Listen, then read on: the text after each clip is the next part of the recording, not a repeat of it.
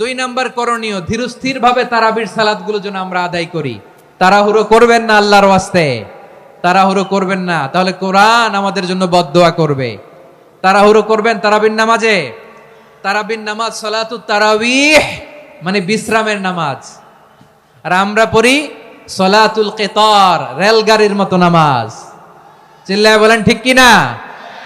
না, এরকম করবেন না। ইমাম সাহেবদেরকে আশ্বস্ত করুন যে ইমাম সাহেবরা আমরা পিছনে আসি আপনাদের সাথে, আপনি আস্তে আস্তে পড়েন, তার তিলের সাথে পড়েন, ধীরস্থির ভাবে তারাবির সালাত পড়বেন। সারা বছর এই সুযোগ হয় না দাঁড়িয়ে কোরআন শোনার, এরকম আয়োজন ব্যবস্থাপনা সারা বছর আর আমরা পাই বলেন তো না।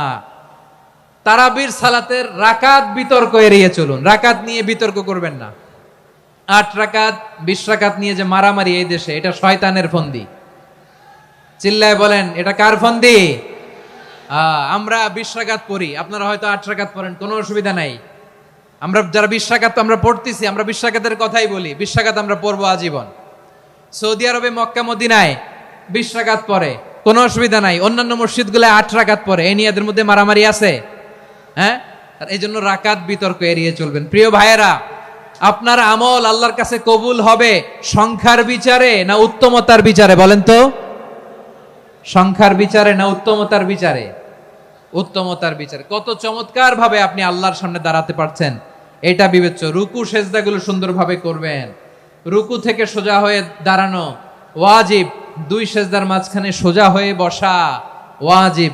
এই তা'দিলুল আরকান বাদ দিলে হানাফি মাযহাব মতে সৌ সেজদা দিতে হবে, অন্য মাযহাব মতে নামাজই হবে না, আপনি নামাজই হবে না। এই জন্য ধীরস্থির ভাবে তারাবির সালাত যেন আমরা আদায় করি। পারা যাবে তো ইনশাআল্লাহ?